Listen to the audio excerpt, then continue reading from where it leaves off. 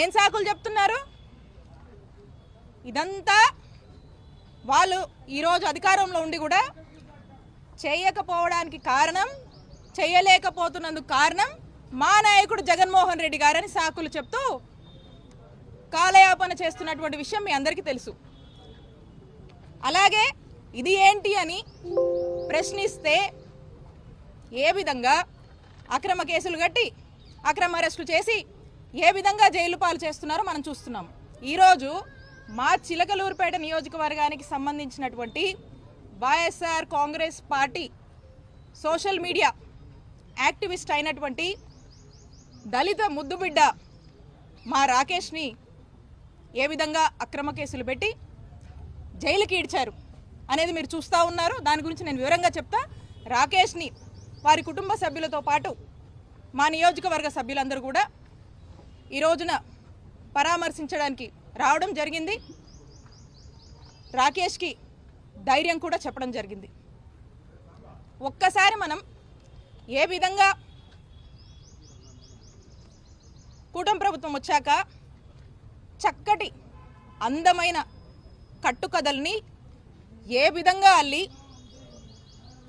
అక్రమ కేసులు పెట్టి జైళ్ల పాలు చేస్తున్నారని చూస్తే ఈ రాష్ట్రంలోనే ఈ రాకేష్ అరెస్ట్ కానీ రాకేష్ని జైల్లో పెట్టడం అనేది ఒక కేస్ స్టడీ అనేది మనం చూడొచ్చు. ఎందుకంటే దీని గురించి మీకు ఇన్ షార్ట్ నేను చెప్తాను. ఇక్కడ భాష అనే అతనితో ఎమ్మెల్యే పత్తిపాటి పుల్లారావు ఒక కంప్లైంట్ ఇప్పిస్తాడు. ఎమ్మెల్యే పుల్లారావు డైరెక్షన్లో కంప్లైంట్ ఏమని ఇప్పిస్తారంటే 6/3/2025 అంటే 6th మార్చ్న రాత్రి సుమారు 9 గంటల సమయంలో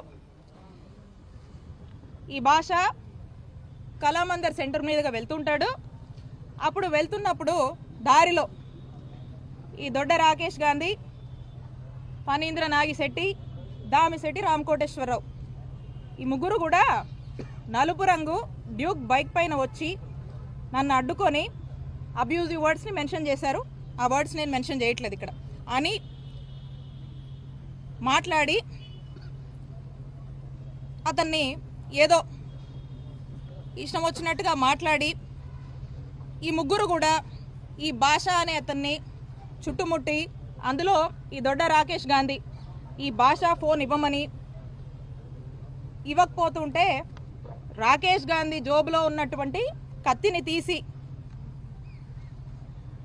ఆ కత్తి మడతపెట్టి తీసి అలాగే ఇతనితో పాటు ఉన్నటువంటి రాకేష్తో ఉన్నటువంటి ఫణీంద్ర అలాగే దామిశెట్టి కోటేశ్వర వీళ్ళు కూడా చిన్నపాటి కర్రలు పట్టుకొని ఉండి ఈ భాష మీద అతని సెల్ ఫోన్ ఇవ్వమని ఇవ్వకపోతే అతని గొంతు మీద కత్తి పెట్టి డీప్గా థ్రెటన్ చేసి అతన్ని చంపుతానని ఆ మాదిరిగా మాటలు మాట్లాడి బెదిరించి ఈ భాష జోబ్లో ఉన్నటువంటి ఐటెల్ బ్లూ కలర్ ఫోన్ చెప్పాడు. దీని ఐఎంఈ నంబర్స్, ఫోన్ నంబర్స్ ఇందులో ఇచ్చాడు.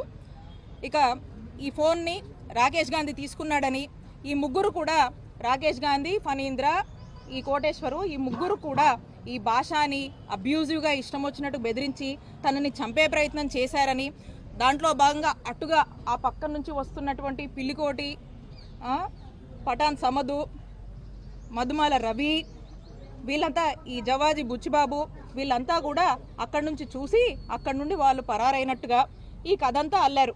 నేను అడుగుతా ఉన్నా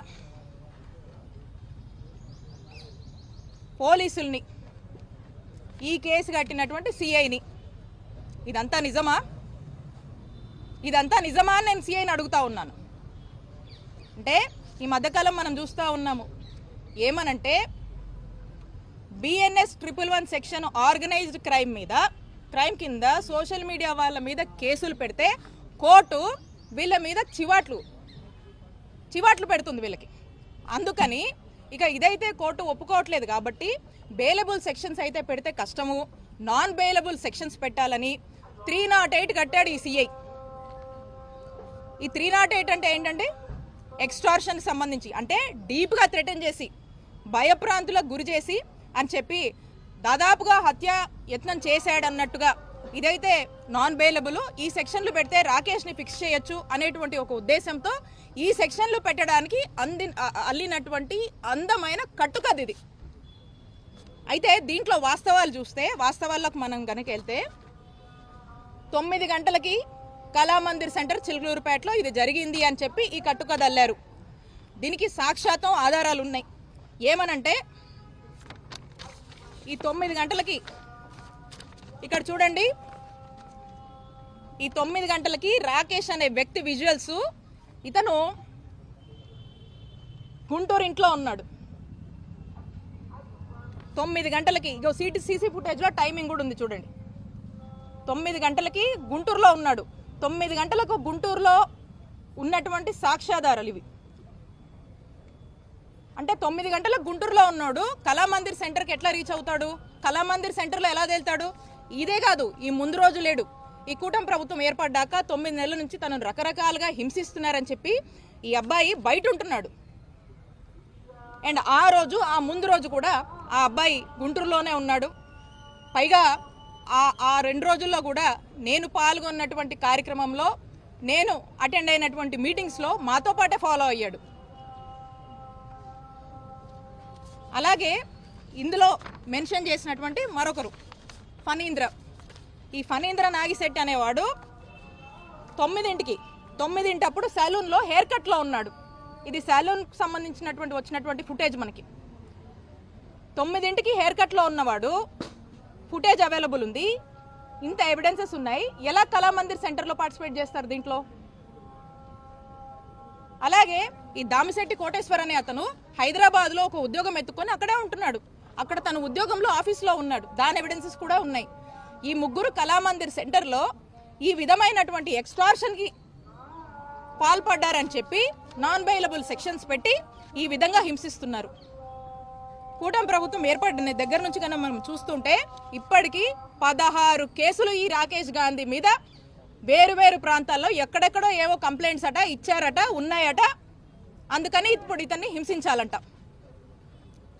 అంటే ఒక్కసారి ఆలోచించండి, అక్రమ కేసులు పెట్టే విషయంలో కూటమి ప్రభుత్వం యొక్క పిచ్చి పరాకాష్ఠకు చేరిందని ఈ రాకేష్ యొక్క కేసే, ఈ కేస్ స్టడీయే మనకు ఎవిడెంట్గా ఒక ఐ ఓపెనింగ్గా కనిపిస్తుంది. అక్రమ కేసులు ఏ విధంగా కూటమి ప్రభుత్వం వాళ్ళు కడుతున్నారు, వైఎస్ఆర్ కాంగ్రెస్ పార్టీ వాళ్ళని హింసిస్తున్నారు, జైళ్ల పాలు చేస్తున్నారని.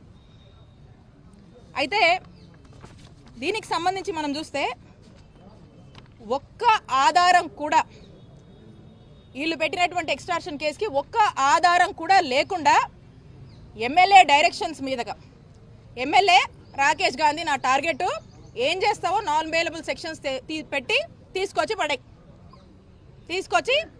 అరెస్ట్ చేయండి, జైలుకు పంపించండి అని ఎమ్మెల్యే ఇచ్చినటువంటి ఇన్స్ట్రక్షన్స్ మేరకు ఈ నెరేటివ్ అల్లి మరి ఈ సిఐ ఏ విధంగా కూడా ఇలాంటి సెక్షన్స్ పెట్టి ఏ ఆధారాలు లేకపోయినా కూడా ఈ యొక్క నెరేటివ్ని కనీసము మనం పెడుతున్న కంటెంట్కి కనీసం సింక్ అవుతుందా లేదా అని కూడా తన యొక్క విచక్షణను కూడా కోల్పోయి ఏ విధంగా ఈ యొక్క కేసు కట్టారనేది మనకు స్పష్టంగా అర్థమవుతా ఉంది. కాబట్టి నేను చెప్తా ఉన్నా స్పష్టంగా, ఇలా ఎమ్మెల్యే చెప్పాడనో ఇంకెవరో చెప్పారనో వాళ్ళ యొక్క టార్గెట్స్ కోసము ఇక్కడ ఉన్నటువంటి పోలీసులు అత్యుత్సాహం చూపించి మీరు గనక ఈ విధంగానే వాళ్ళు చెప్పారు వాళ్ళ మెప్పుల కోసం, మీ ఉద్యోగాల కోసము ఈ విధంగా గనక మీరు ఈ విధంగా చేస్తున్నారు, మీరు చేశారు. ఇప్పుడు ఈరోజు చెప్పిందే విత్ ఎవిడెన్స్ ఇవన్నీ కూడా మేము కోర్టుకు సబ్మిట్ చేశాము. ఖచ్చితంగా దీని మీద పెద్ద ఎత్తున న్యాయ పోరాటం చేస్తాము. ఖచ్చితంగా ఈ అత్యుత్సాహం చూపించి వాళ్ళ యొక్క మెప్పులు పొంది ఏ విధంగా వాళ్ళ యొక్క రూల్స్ అన్నీ కూడా మర్చిపోయి పోలీసులు వ్యవహరిస్తున్నారో ఖచ్చితంగా మిమ్మల్ని న్యాయస్థానం ముందు ఏదో రోజు నిలబెడతాము. ఖచ్చితంగా చట్టం ముందు మీరు నిలబడి సమాధానం చెప్పుకునేటువంటి రోజు మీకు వస్తుంది. అదే మీకు గుణపాఠం అని తెలియజేస్తున్నాను. అలాగే పోలీసులకు హెచ్చరిస్తున్నాను, మీరు ఇప్పుడు చేస్తున్నటువంటి, అంటే ఇది మాకు బాధ అనిపిస్తుంది, మాకు పోలీసుల మీద, ఇన్స్టిట్యూషన్స్ మీద చాలా రెస్పెక్ట్ ఉంది. కానీ ఈరోజు వీటిని కూడా మ్యానిపులేట్ చేస్తూ మిస్లీడ్ చేస్తూ ఏదైతే పోలీసులు రాజకీయ మెప్పుల కోసం చేస్తున్నారో, ఏదైతే మీరు ఒక రోజంటూ మీకు వస్తుంది, అప్పుడు మీరు చట్టం ముందు నిలబడి సమాధానం చెప్పుకున్నటువంటి రోజు, ఆ రోజున ఒక్క క్షణం మీరు ఆలోచిస్తారు ఎందుకు అత్యుత్సాహానికి పోయి ఈరోజు ఈ పాపాలకు మేము పాల్పడ్డామో అని. ఆ రోజు మీరు ఒకసారి ఆత్మవిమర్శ చేసుకునేటువంటి రోజు ఖచ్చితంగా వస్తుంది. సరైన గుణపాఠం మీకు చెప్తాము, చట్టం ముందు మిమ్మల్ని నిలబెడతామని చెప్పి పోలీసుల్ని హెచ్చరిస్తున్నాను.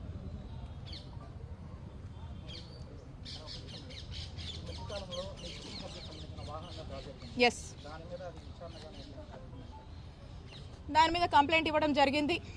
మీరు చూస్తూ ఉన్నారు. ఇదే కాదు, టోటల్గా నా మీద, మా కుటుంబ సభ్యుల మీద ఏ విధంగా వరుసబెట్టి ఈ కూటమి ప్రభుత్వం ఏర్పడ్డాక ఏ విధంగా వాళ్ళు టార్గెట్ చేస్తూ ముందుకు వెళ్తున్నారో మీరు చూస్తూ ఉన్నారు.